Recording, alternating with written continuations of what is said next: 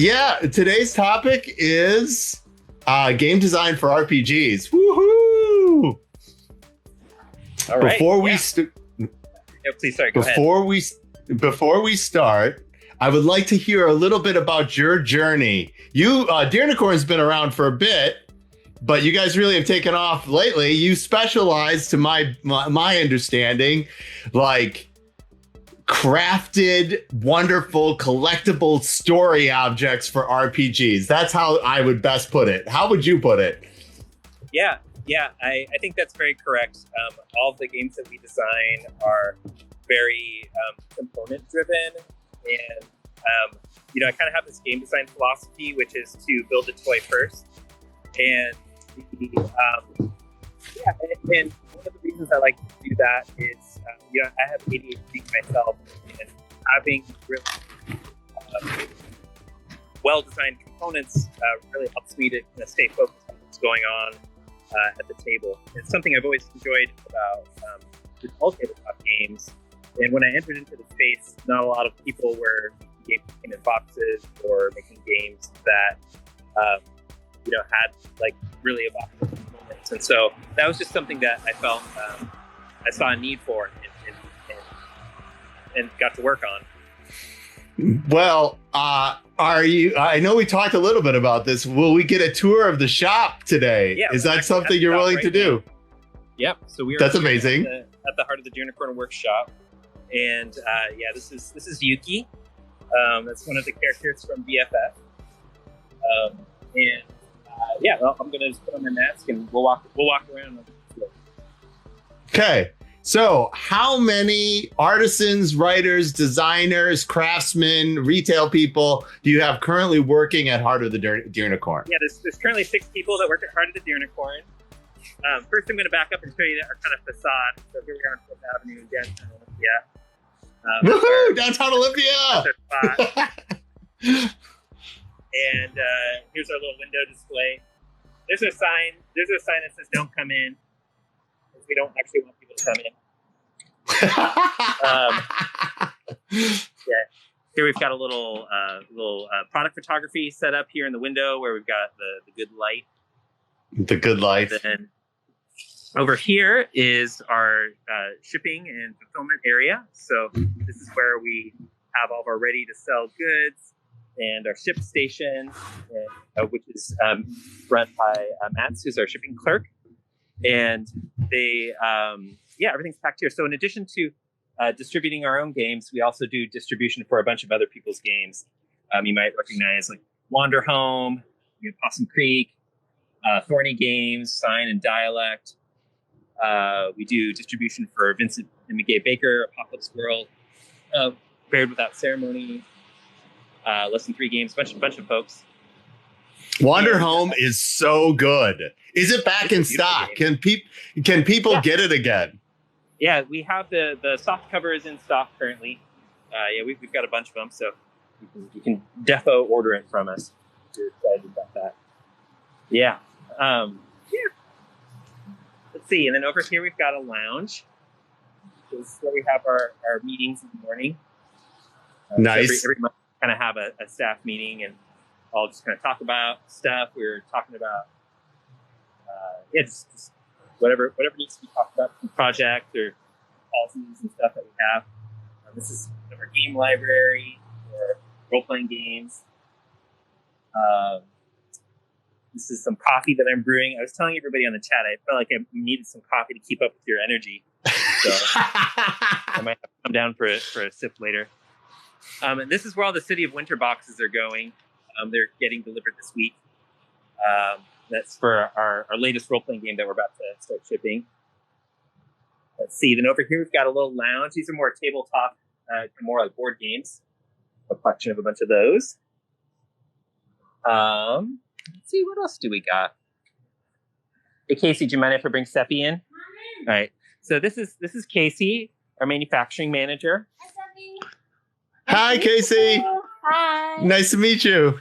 Nice to meet you. You caught me in the middle of my very technical task. I've never seen you do this particular process. Do you want to describe it? This is the process. of how to cut the exact length of hemp cord that I need, but in mass. So as long as I cut here and here, I'll get cord that's about that long. You got to do it in mass, you know? Yeah. So that cord is for, do you want to tell us what that cord is for? What are you going to do with that cord, Casey? I bet everyone's wondering. You have to meet me on the other side. Okay, here we go. That cord is to go on this game. Oh, I love these.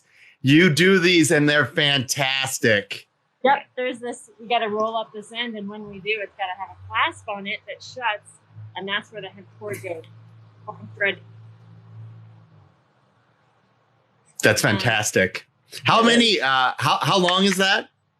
In either centimeters or inches? Either one's okay by me. This is okay. Yeah. 60 inches. Yeah, it's 5 feet of scroll, but there's a secret handle on the back, so it's more than 5 feet of game. Yeah, 5 feet of game wasn't going to be enough, so we had to put on a couple more feet. Of game. Yeah. So you screen print all of those in your shop, right, Ross?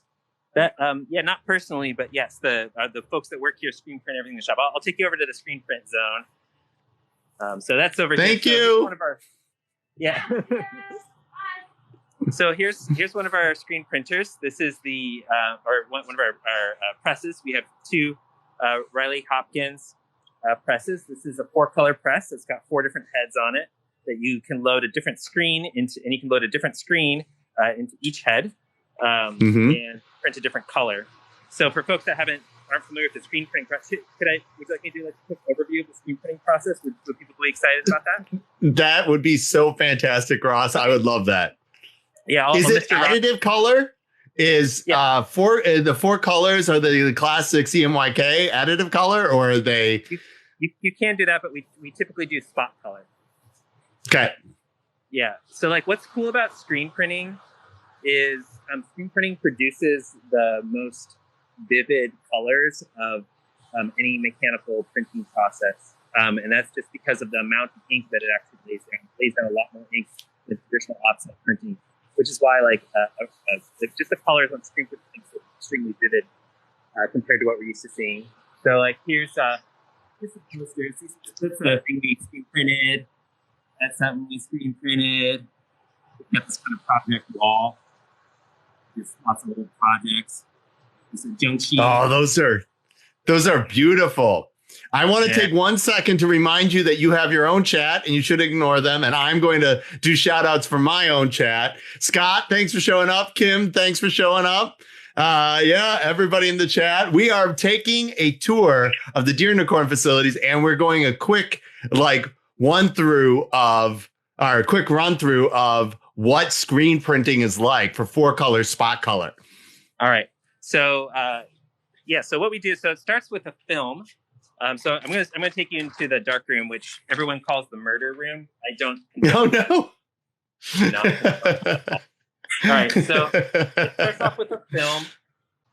So you just design whatever it is you want to design and print it on film.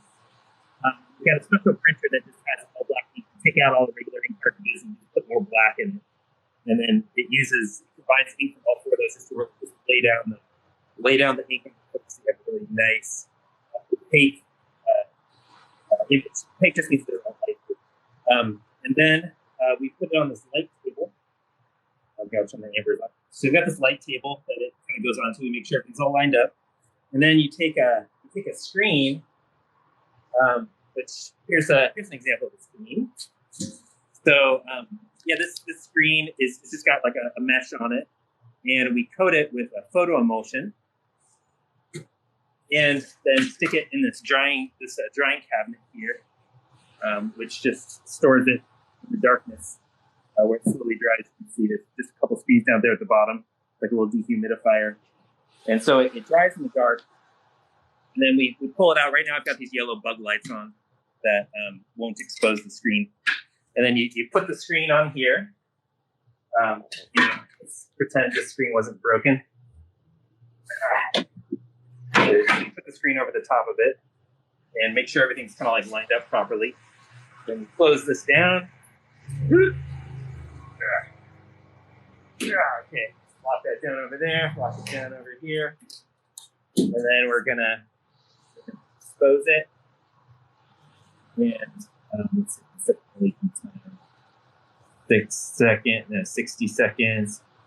Vacuum time is usually like 30 seconds. Oh my god. This tutorial, 30 seconds. Okay, start. And then this little vacuum thing happens and it sucks. It sucks this blanket down to like hold the screen, hold the film to it really tight. And then when it's done doing that, it blasts it with light for like 30 seconds and that exposes it.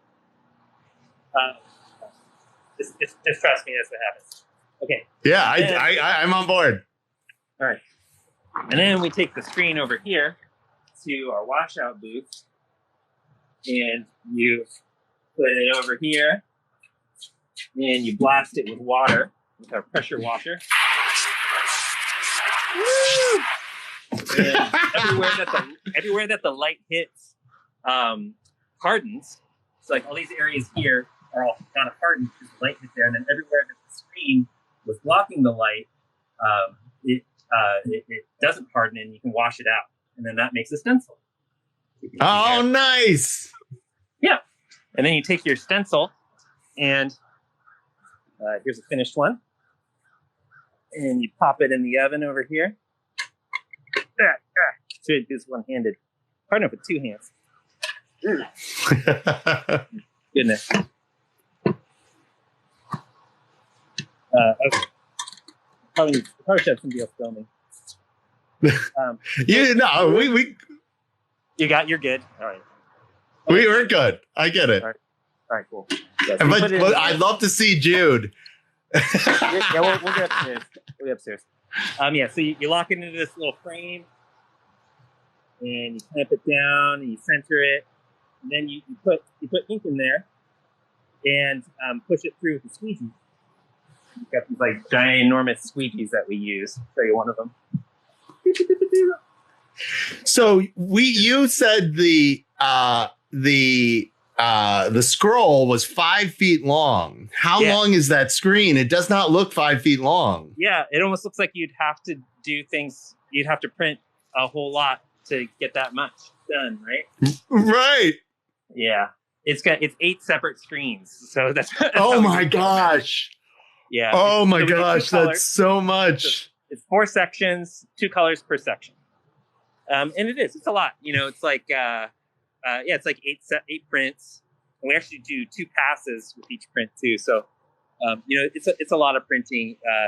In general, so it's a lot of work to make something for sure.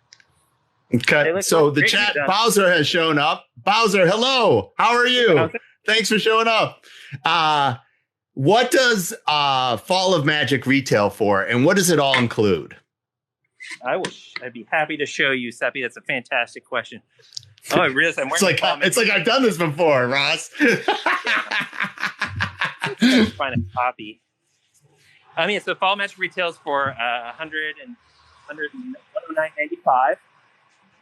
And it includes the scroll and tokens. And here we go. Here it is. Oh, it's the mega box. Yeah. So every copy of Fall of Magic comes with the scroll, which you see right here before you, and then we've also got this set of tokens that we designed with pink points. And they're these beautiful metal tokens. Yeah. All right. Do you make those yourself, or do you have somebody craft them, or where are those made? Yeah, these were manufactured in Shenzhen. Okay. They're typically a better idea to get things that are made out of metal made. And here you can kind of see what these look like. These really beautiful metal tokens that are kind of like surprisingly thick. And each one's got a different A-side, B-side. Nice. This is a game about how journeys change us. So there's kind of those themes with each of the tokens. That's awesome. Yeah, and then there's a deck of cards. These are the Lost Islands. So you get to a point in the scroll where these different islands that you can sail around, and these are used to kind of generate those randomly. And then there's a instruction booklet, which is pretty thin. It's a story game. Not a lot of action mechanics. It's really just stuff to help you tell a collaborative story and the procedures of play. There are rules. People try and say my games don't have rules. These are rules. I could have made it longer. All right, so the toy factor for this is the oversized cards, the metal tokens, and of course the scroll itself. Yeah, totally. That's amazing. And you said it was 109? Yeah, 109. That's amazing. What a deal. Yeah, it is. So you make the scrolls. Do you also make the cards, or do you shop out the cards either overseas or locally? These cards we shopped out. We're manufacturing all the cards for Fall of Magic, and also for our new game, Bad Baby cards. Those are being done overseas. I'm sorry, for City of Winter, we're manufacturing the cards. And honestly, like we might start making the cards for Fall of Magic at some point. It just kind of depends how the sprint run goes. Nobody screen prints cards. It's not something that's done very often, or maybe some people do. I haven't seen them do it. And so there's like a lot of problems. We've been kind of the development process. So we've been doing a lot of workshopping around it, figuring out how to make it look good. But our newest game, Bad Baby Lich Lords, is kickstarting right now. Those cards are getting made overseas, but it's a full color, 4-color process. So if you're doing 4-color process, it's not economical to screen print. You're really going to want to have those made traditionally. Yeah, so this is what's very important, because that's the other half of today's topic, which is making RPGs here in the United States. Like, what is reasonable to be manufactured here? What is the kind of items that you want the care that doing some crafted Etsy awesome collectible is for, and what things is it just better to get sent from overseas? Metal coins in particular, and pins, it's way easier to get those done at cost, because the shipping also tends to be very reasonable for those items. They tend to be heavy, dense, and not voluminous. So having those objects seems to be a really good fit.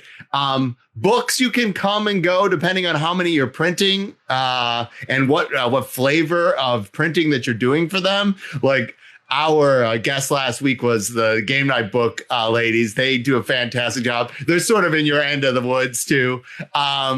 They're doing like their own spiral bound, like very price point accessible kinds of things. Like on the other opposite side of the scale, that you are making like crafted like love objects. Ross, do you number each one of the okay, how many of those have you made? So Fall Magic has been manufactured in, I think, 6 different languages now. And wow. This shop personally, I think we probably turned out maybe 7,000 or 8,000. Oh, that's so good. Yeah. And then, but then there's also, there was a whole Korean edition. There's a Chinese edition in the works right now. We manufactured the Korean and the Italian and the French versions and the Japanese version. Anyhow, around 7,000, maybe 10,000 included the translated one. That is amazing. So a lot of discussion ends up having here on TikTok and in other groups about like Essen just happened and people are feeling overwhelmed by the number of titles that are coming out. Yep. What folks don't realize is the number of people who identify gamers just in the United States doubled during the pandemic. Wow. And those are people who say, I'm a gamer, I game. Okay. Yeah. The largest group of those people we would consider casual gamers are people who are just discovering the hobby. Yeah. And the largest percentage of those people female identify. Wow. So awesome. These are all statistics. and people should know. But also, there's emerging markets across the world that have appetites for games. So finding, not only making a game that works for your audience here, but then can, what's called localized, can be localized into different languages is a big deal. Do you have a localization partner, Ross, or do you use somebody for this? Well, we're working with Wonderbow Games for our most recent game, which is Bad Baby Lich Lords. Yeah. And they're doing all the German translation. Let me show you some of the cards because you can see, because it very, like localization, the challenge of localization really varies a lot depending on what the game is like. So like for a game like Fall of Magic, it's really like text heavy. With a game like Fall of Magic, where there's a lot of nuance in the language, the translation is difficult. We wrote a whole translator's guide for it and kind of coached, we hired translators and coached them through the process. And I did most of the layout myself for those. And then with those Lich Lords, you can see there's just not a lot of text in each one. It's just got an icon. Kind of has this joke polycule. So you have to find maybe different jokes to tell. But the translation is here's a good one. This one has the skeleton illustration on the back, fly clops. So, but they did, Wonderbow did the work of doing that translation. They're in my chat, by the way. Wonderbow, hello. I hope I can see both of them. Yeah, woo! Okay. All right. Yeah. So, so I've done it both ways. I've contracted with people and done the translation myself. But more recently, I typically won't do a translation unless another publisher, kind of comes to me and is excited about taking on the whole like marketing and distribution of the game in the other market. So like outside of a Kickstarter, that's generally what I would do. Okay. Congratulations so much. Like 7,000 copies of anything in gaming is a huge deal.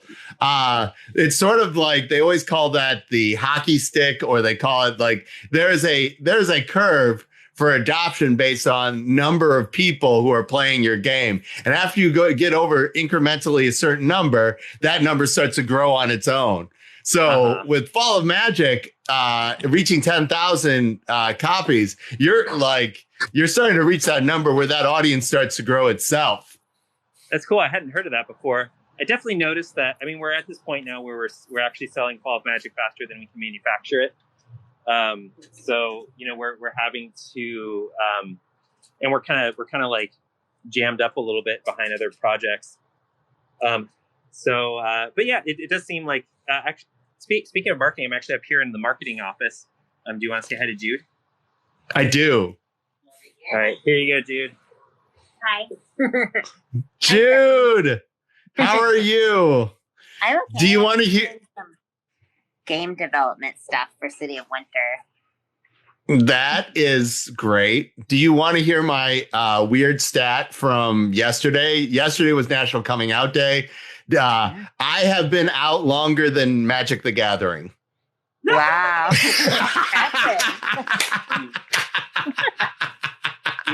I wish I had a fun stat like Something. yeah. Yeah, I asked my Twitter, like, what game came out the year that they came out? And, like a very gay nerd question. Did you do anything for the day or celebrate anything with you and your peeps? I didn't even know. I had no idea. I heard it was National Lesbian Day the other day and I got excited. I don't know all the days. There's too many. I take any opportunity to celebrate. I take absolutely any opportunity to celebrate.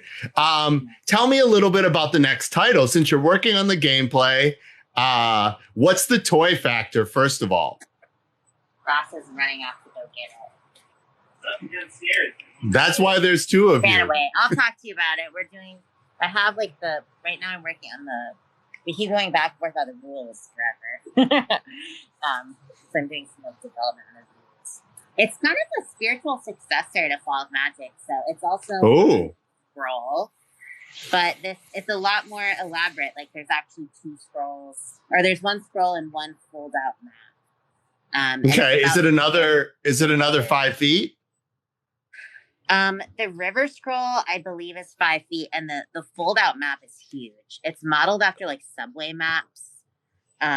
So it's supposed to kind of capture some of that immigrant experience. You kind of travel across like a pastoral landscape, and then you go into this like really confusing city that's this like subway looking map. No, okay, so it's Here, again, Ross will show you. is the story is about transformation and travel again, or is it a different sort of story arc? Oh, you have one? Maybe. Well, you think you're talking about City of Winter or Fall of Magic? I'm sorry, or I was talking about City of Winter or Bad Baby Lich Lords. City of Winter. Yeah, City of Winter is a game about migration and immigration and how traditions change over generations.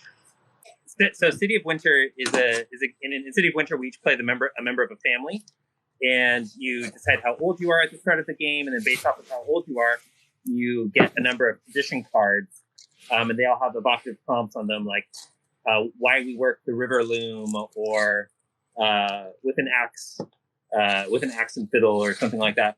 And then as you play the game, we do these scenes where you use the cards to describe how you either share traditions with your family members or maybe witness new traditions. And then every session, all of our characters get older. And eventually, like you become an elder, and your character dies, and then you make a new child in the family over multiple sessions. And the game's very much about Nice. So how many sessions is a campaign then? What's your suggestion? Yeah, I would say probably like 10 would probably be decent, but you could definitely play much longer. I know people, even just Fall of Magic, people have played dozens and dozens of sessions, if you want to pace yourself slowly. No, I like it. But I also like there being a finite limit. Like if I was going to folks who like RPGs, there usually tends to be two ends to the spectrum. There are people who are dirt poor like myself, or they're like high-end collectors who want like the Dwarven Forge, all the miniatures, all that kinds of stuff. But to either one of them, no matter what the investment is, the investment in time is always the biggest deal. And so, and you really want the payoff of having completed a thing. Yeah, totally. RPGs are the most satisfying when they end. And so that will bring us to today's topic, which is writing RPGs and game design for RPGs. Now, Mondo Davis is a fantastic human and a game designer who's here on TikTok. But Mondo loves mechanisms. He's going to start with a thing. He's going to start with bits, and he's going to create a mechanism. That's what he loves. I myself am narrative driven. I have an idea of a story I want to take my players on, and a set of situations that they will then have that hopefully will create memorable moments in their play. And so that happens super a lot in End of the Line, which is that big green box up there. It certainly happens in Mouse, Cheese, Cat, Cucumber. Squirrel or Die is so quick. It ends up being like how they connect so quickly with the other person. Hop is more sort of a traditional cardboard game in the way that it is a little clinical, but it is super mathy fun. Where does you said you start with the toy. Do you say, do you start with the theme and then think about the toy? Do you think about the toy and then think about the mechanism that you want to use? Do you think about them? Where do you start your ideation for game design? Sure. Yeah. I mean, you find games all over the place. It has been my experience, and each game that I've made has kind of had its own little journey. But I like, for example, Life on Mars, which is kind of the first game that I made that I sort of used like in City of Winter, it has this very like scene framing mechanic where you have a map, and then on the map there's different scene prompts, and it's a GM list. So we take turns, and on your turn, you're going to choose one of these prompts. So, like, for example, so in Fall of Magic, the premise is that magic is dying, and the Magus is dying too. It's dying with it, and we're traveling to the land of Umber where magic was born. So that's all you get at the beginning, and then you make your character. It's just like really simple, like choose a name, choose a title. And then on your turn, you're going to choose one of these prompts, and like the bridge, your face at the river, in the river, or the menagerie last time you saw real magic. So we've got this place that we're all in Ravenhall, and then these different locations you can go to. And that whole like kind of that was actually, I had a mechanical inspiration there, which was playing Battlestar Galactica, the board game, which just kind of maps, those different little characters. You're a Cylon. Yeah, you're a Cylon. Not the creator mechanic. It was like really specifically the mapping your moves on. You're instead of just giving a player a list of actions, here's 5 things you can do on your little character card. It's like, no, you go to the engine room and repair something, or you go to the command center and launch the ship, whatever it is. And it's just like I really just appreciated how much work that did in terms of making you feel, like you were in a Battlestar Galactica episode. Even though you don't need the board to play the game, you could certainly play it without it, but it made it so fun. And then that got me thinking, okay, well, what if we kind of took that whole spatial thing, but then, turned those into narrative moves, little narrative things. So you still had you give somebody the affordance of, okay, here's your 5 things that you can choose. Here's this location and then in Life on Mars, we're first on the ship. We're astronauts on the ship that's traveling to Mars, and then we get to Mars, and now we're exploring Mars together. And then, so that was just a mechanical inspiration. Then after I made Life on Mars, and then What year is Life on Mars your first one that you published under Heart of the Deernicorn, or it was the second? What was the first one, and what year was that? The first one was Serpent's Tooth. That was in 2012. And that game, the idea was from when I was a kid and I first played Dungeons and Dragons, I thought the Dungeon Master was a character in the story that you got to kill, and then you would become the Dungeon Master, which is actually kind of true. But the game doesn't really support that.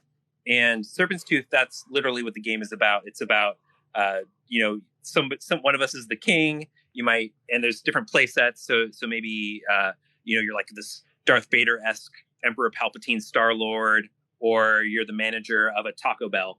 And everybody else. Those are the same. Yeah, those two are the same. It's actually the same.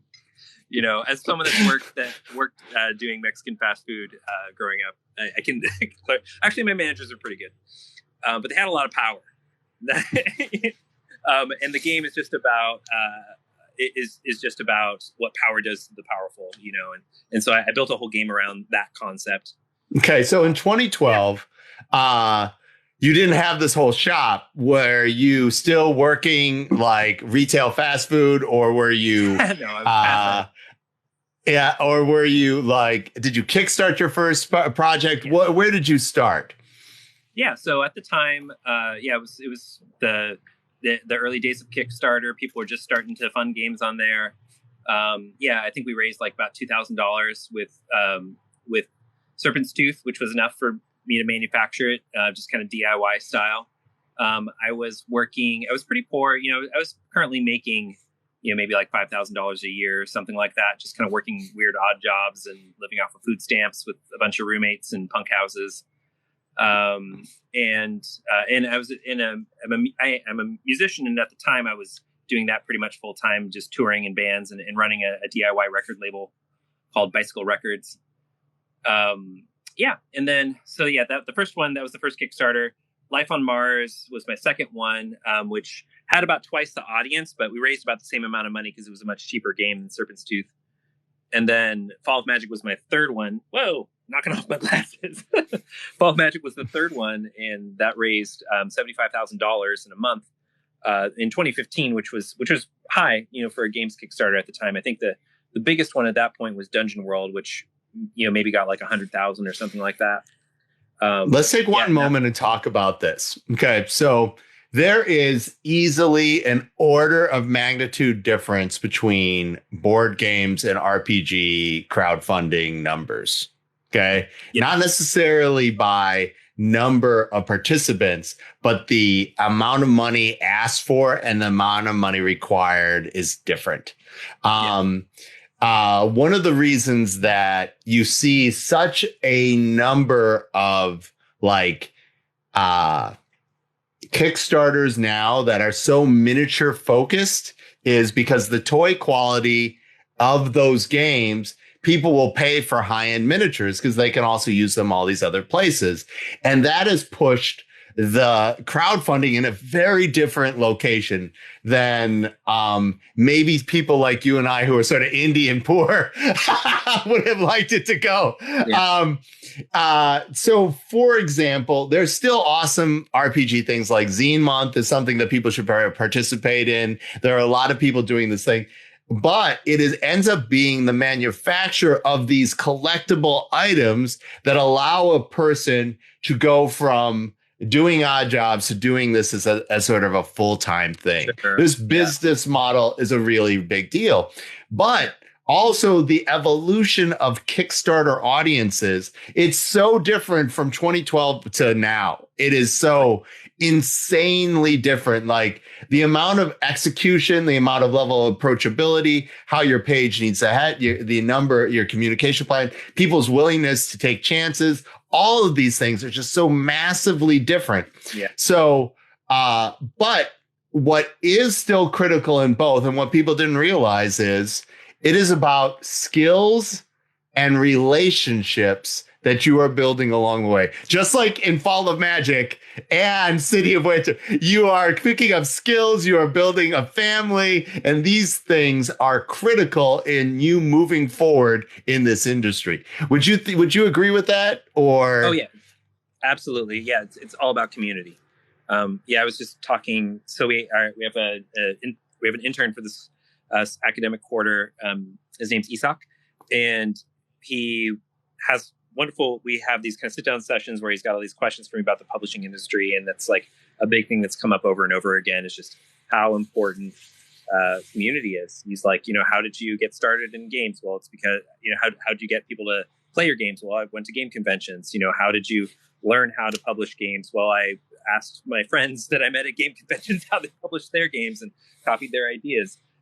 How did you get people? How did you get distro people to join your distro? And it was again just like people that I met. All of this, and even just like meeting Wonderbow that happened through TikTok. Through Jude posting on TikTok and connecting with Laya. It's all about community, which makes sense. I mean, why wouldn't it be? What are games except for tools to build deeper relationships with people? It is about connection. Games, and more than anything else, are about a way to get two people to sit down and start to interact in a positive way without any other, like, the healing and transformative nature of games is such that you can build bridges into not only other people's lives, but into your own life. Like, no exaggeration at all. We did a playthrough of Wander Home for Lone Gamers of the Apocalypse, which is our Try Indie Games podcast that we do. And I feel like it literally healed something inside me, something that had gotten broken because of all the terrible things that I had gone through in the last, like 7 years. Speaking of awesome things, Pat, thanks so much for making comments. I do agree that you either become a hero or live long enough to become a villain. That is fantastic. But so you were talking about, you saw something in going back to the topic, which is making RPGs in the United States. And we're talking about game design for RPGs. You got an inspiration from a moment in Battlestar Galactica, the board game. It was very interesting to have your character to move to this other place. It could have been just a little card on the table, but they made this whole ship that gave you a sense of size and scope. And you were like, hey, what if I use that as a narrative device for going to Mars? Yeah, totally.